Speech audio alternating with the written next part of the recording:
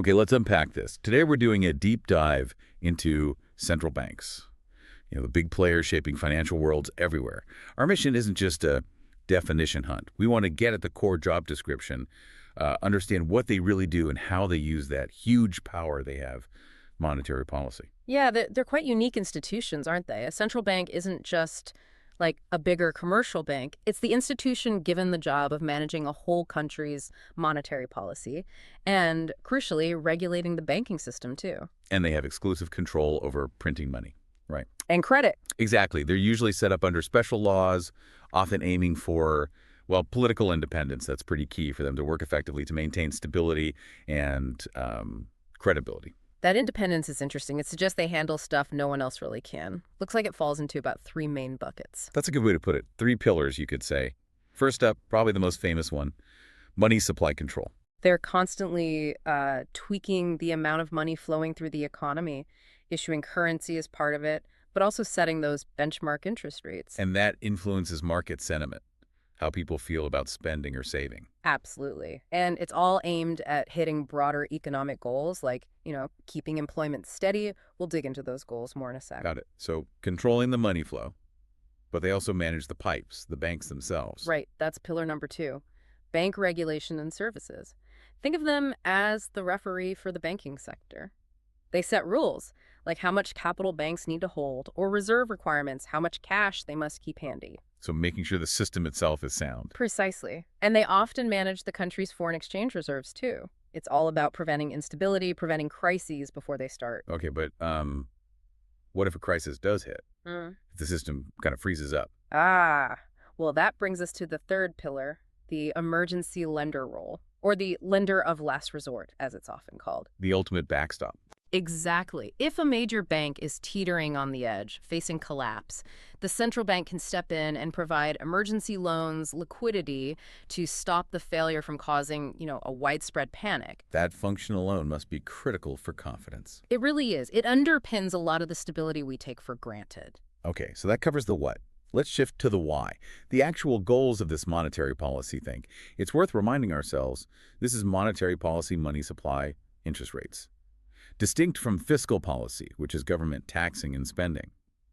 So what's the monetary side trying to achieve?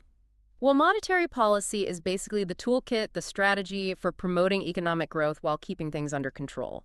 It really boils down to managing a couple of key things. First, inflation. Right, prices going up too fast. How do they tackle that? To cool down inflation, they use what's called contractionary policy. So they might limit the money supply, raise interest rates, make borrowing more expensive.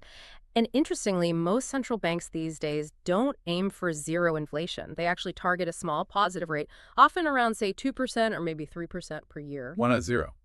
Well, a little bit of inflation kind of greases the wheels of the economy, and it gives them a buffer against deflation falling prices, which can be really damaging, can paralyze spending. Okay, so fighting inflation. And the flip side is fighting unemployment. Exactly.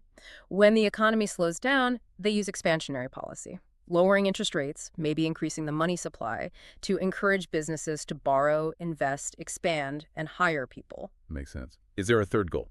There is, though it's maybe less prominent sometimes, managing exchange rates, how their currency trades against others. By adjusting the money supply, they can influence whether their currency becomes cheaper or more expensive, which affects imports and exports. Okay, here's where it gets really interesting for me. The actual tools. The levers they pull. How do they do all this? Right, the how. There are 3 main tools they use to influence borrowing, spending, savings.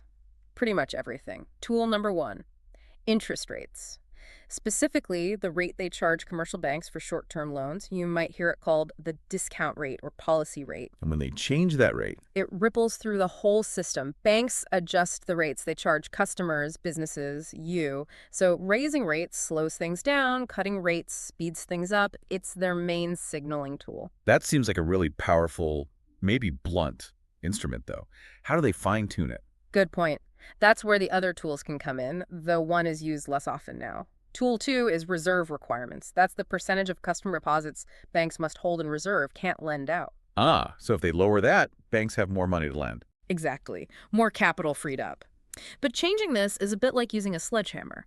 Its effects are huge and hard to predict precisely, so they tend not to fiddle with it very often in most major economies these days. Okay, not the reserve requirements much. What's the third one then? The more flexible tool. That would be open market operations, or FOMO. This is often seen as the workhorse, maybe the scalpel, of monetary policy. They can use it very frequently, even daily. And FOMO involves what exactly? Basically, the central bank buying or selling government bonds in the open market with investors, banks, etc. If they buy bonds, they pay for them with new money, injecting cash into the financial system. Increases the money supply. And selling bonds does the opposite. Right. When they sell bonds, buyers pay the central bank, taking cash out of the system. Reduces the money supply. It's how they make those fine-tuning adjustments day to day. So wrapping this up, central banks are in this constant balancing act, using these tools, rates, reserves, FOMO to manage the money supply, trying to keep both inflation and unemployment in check, aiming for stability. That's the core job description, yes. A complex, ongoing task. So what does this all mean for you listening? Remember, the central bank handles monetary policy money, credit. The government handles fiscal policy, taxing, spending. They often work together, but they are distinct levers. Which raises a thought. In a really major crisis, which lever do you think hits first? Which one has the most immediate impact on your wallet, the central bank's control over money, or the government's decision to spend or tax? Something to think about as you dive into your next set of sources.